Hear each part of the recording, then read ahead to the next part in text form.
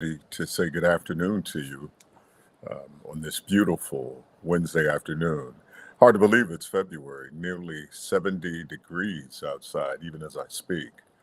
Um, but hey, praise God for that. It gives us an opportunity to forget about the chill and the cold of February for a while, right? So, welcome to our Wednesday Link Up to Lift Up. My name is Tommy Fleming. I'm the pastor at First Union Baptist Church. We're located at 6144 Derwent Road in Richmond Southside, right off of Hull Street. And we connect on Wednesdays around noon just to spend a little time together to drop some words of encouragement into your spirit as we go through the week. We get to the middle of the what we call the work week, hump day, and just a little something to hopefully help you get over the hump. Um, I've been reading for myself, the last couple of days, especially today, in regards to um, recent activities over in the Middle East. In particular, our friends who are in Syria and Turkey. I don't know if the news has made it to you, but on yesterday they experienced an earthquake, a 7.5 on the Richter scale, which was followed quickly by a 7.8 earthquake.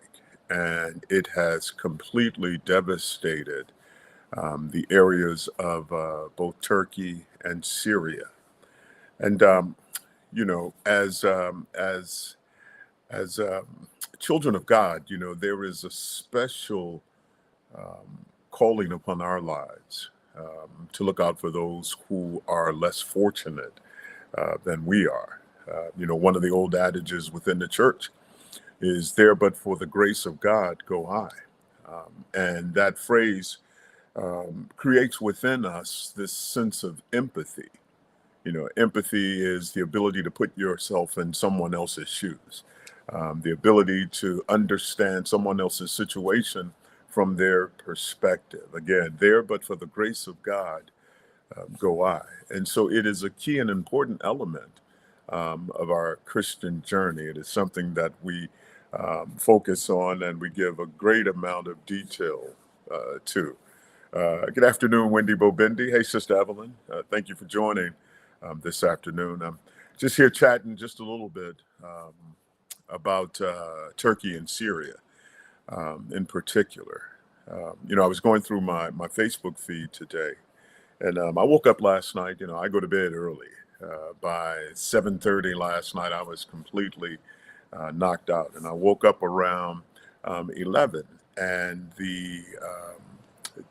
um, the Lakers game was on, and of course, everyone has been following LeBron James's effort to break Kareem Abdul-Jabbar's long-standing scoring leader record within the NBA, and so I decided to get up and turn on the tube, and last night he did break the record.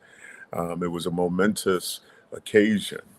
Last night, around 9 o'clock Eastern time, the president of these United States took to the airwaves to deliver his State of the Union address, and both of them very important historical occurrences. Um, but as I went through my Facebook feed this morning, I was a little taken aback. I noted as I'm scrolling through my news feed the accolades that are being lifted up for LeBron and his record breaking performance last night. Notes on the president's State of the Union address and pushback on some of the pushback he received. All of that was part and parcel of my Facebook feed this morning, but I was taken aback a little because there was no reference whatsoever to what is happening right now in Turkey and Syria. Um, and I had to scroll deep into my feed, and finally, I came across a post from a dear friend of mine, Reverend Dr. Um, Diane Mosby, and Reverend Dr. Mosby had posted. She is the pastor of I believe it's the New Anointed Life Baptist Church. I know I just messed up the name of the church, and my apologies to her. But she had posted, something to the effect of, please keep those in Turkey and Syria in your thoughts and prayers. And as I'm scrolling through my feed, and I came across that, and it was a sense of relief that I felt when I saw her post, because as I'm going through my feed, I said, man, maybe I need to take a look at who my friends are. Maybe I need to take a look at who I consider my friends within the spectrum of my social media presence. And I decided, rather than wait for somebody else to say something, why don't you say something? One of my favorite songs was by, I believe it's James Mayer. But the song goes, waiting on the world to change. That's the title of the song. We're waiting on the world to change. And sometimes I've learned that we need to be the change that we want to see in the world. And so, that empathy thing is one thing. That empathy, that sense of there, but for the grace of God go I. I could be in this situation, the ability to put ourselves in someone else's shoes. And then there's sympathy. And sympathy means that, you understand what a person is going through. You have a certain understanding of what that person is feeling. You might not be feeling the same thing. You might not be able to put yourself in their shoes, as in empathy. But sympathy is when you have this understanding of what the person is feeling. And so when we look at what is occurring within the Middle East, in particular Syria and Turkey at this particular moment, sympathy is a response that we can have. I think at this point, more than 11,000 people have been confirmed dead. I was riding around earlier today and listening to NPR, and there was a story on NPR. One of their on-the-ground journalists was providing an audio news story of a woman whose son was trapped in the rubble.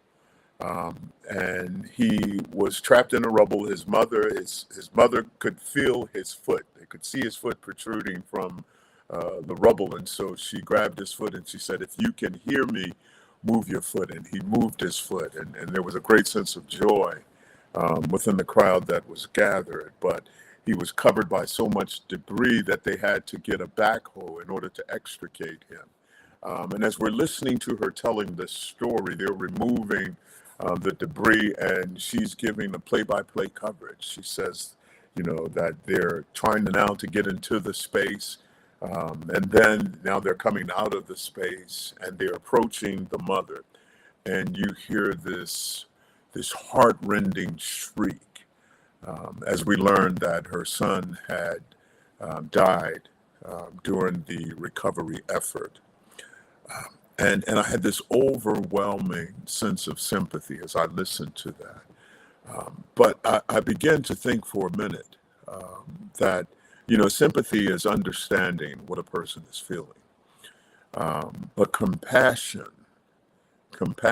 is the willingness to do something to relieve the suffering of another. And it reminded me so much of the biblical stories of Jesus, how Jesus so often in the execution of his ministry was moved by his sense of compassion. And again, compassion is the desire to relieve someone else's pain. In Matthew chapter 14, verse 14, they tell us that Jesus, when he went ashore, he saw a great crowd that had been gathered, and he had compassion on them. And as a result of the compassion he felt, Jesus began to heal them. He had compassion on another crowd that he saw because they were harassed and they were helpless individuals. And the Bible tells us that Jesus said they looked like sheep without their shepherd. In Matthew 15 and 32, It says, then Jesus called his disciples to him and said, I have compassion on the crowd because they have been with me now 3 days and have nothing to eat, and I am unwilling. Jesus said, I am unwilling to send them away hungry, lest they faint on their way. In the Gospel according to Luke, we're told the story of Jesus arriving at a town called Nain, and his disciples were with him along with a great crowd. And as he drew near to the gate of the town, behold, a man who had died was being carried out. He was the only son of his mother, and his mother was a widow. And the text describes for us that Jesus had compassion. And his compassion was rooted in the understanding of the situation this mother now found herself in. That was her only son, and she was a widow. It meant that no one was available to take care of her. And the Bible says that when the Lord saw her, he had compassion on her and said to her, do not weep. And then he came over and he touched the funeral bier that he was being carried on. And he said, young man, I say to you, arise. And the dead man sat up and began to speak, and Jesus gave him to his mother. See, compassion is a deliberate action. It is a deliberate action we take in response to our efforts or in response to the call to relieve the suffering of someone else. It is a deliberate action. You don't have compassion. You don't do compassionate things by mistake. And compassion in and of itself is a unifying factor within our society. Empathy sometimes can divide us. We have empathy with those we feel like those who are most close to us. And so empathy has the ability to create this area where we're comfortable operating with people who are like us. But when it comes to those people who are not like us, it has a divisive effect on us. But compassion, when it is rendered with the love of God, is a unifying factor. Compassion is active. It is not passive. Compassion doesn't wait, but compassion springs into action to begin to address the needs of those who are suffering. And compassion is regenerative. It's intentional and it's solution focused. And it is centered on our desire to help someone else. We actively consider the trade-offs. You know, what is it going to cost me? Yes, it's going to cost you something. But even in paying that cost, there's a restorative measure involved as well, because helping others feels good. And it feels good because there's actually a chemical reaction that takes place within our bodies when we help others. There's a dopamine hit, it's called, and it feels good. And because it feels good, we are motivated to do it again. But too often, we are stuck in the place of sympathy. We are stuck in the place of empathy, and we never move to that active call of compassion. And I believe that compassion is one of the great calls that God has placed upon the church. 1 John 4:16 says, and we have known and believed the love that God hath to us. God is love, and he that dwelleth in love dwelleth in God, and God dwelleth within him. Micah chapter 7, beginning at verse 18 says, who is a God like unto thee, that pardoneth iniquity and passeth by the transgressions of the remnant of his heritage? He retaineth not his anger forever, because he delighteth in mercy. He will turn again, he will have compassion upon us, and he will subdue our iniquities, and thou wilt cast all their sins into the depths of the sea. The psalmist David declared in the 103rd Psalm, beginning at verse 13, he says, like as a father pitieth his children, so the Lord pitieth them that fear him. For he knoweth our frame. He remembereth that we are dust. As for man, his days are as grass, as a flower of the field, so he flourisheth. For the wind passeth over it, and it is gone, and the place thereof shall know it no more. But the mercy of the Lord is from everlasting to everlasting upon them that fear him, and his righteousness unto children's children. God had compassion on us. God saw our suffering, and God did something about our suffering. He had sympathy for us, and he had empathy. God could feel what we were feeling, but God moved beyond the empathy, and he moved beyond the sympathy, and he moved towards compassion. And so it is my firm belief that to whom much has been given, much is required. That in much the same way God has shown compassion towards us, that we are called likewise to show compassion to others. Very often we might get caught up in blessing those around us, blessing those who are most like us, blessing those whose stories of pain and hurt generate the most emotions within us. But there are some times when the need is just so clear, when the need is just so plain, that it is not an emotive response that we have, but it is a response rooted in practical application. If we understand the conditions that exist right now in Syria and in Turkey, if we understand the weather conditions there are just frigid at best. And within Syria in particular, the areas that were hit by the earthquake, Aleppo, and areas like that, have been affected for the last years by a great civil war. As a matter of fact, there is only one road that the UN will use between Turkey and Syria and the affected areas of Syria. And that one road was destroyed by the earthquake. And so there is much suffering, there is much need.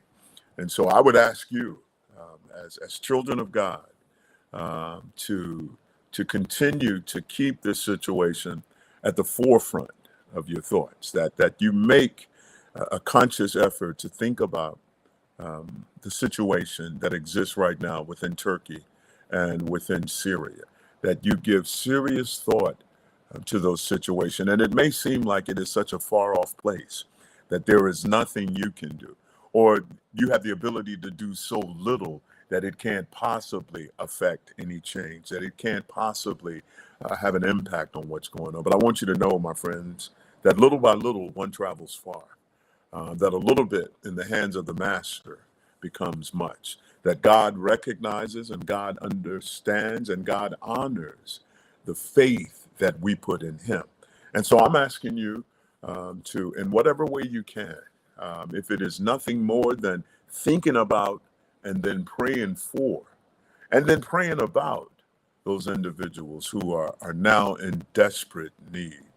I get hungry sometimes, but I can go to the store and get something to eat. I get thirsty, but I can walk to my refrigerator right in the door and push a button and get a glass of water. That I get cold sometimes, but I just reach behind me here down in my office. I've got a space heater right behind me, and as long as the electricity is working, that's working. I can put on extra clothes, but these individuals are now completely at the whims of nature, and they are awaiting help that is going to come from hands and feet like the hands and feet that you and I have.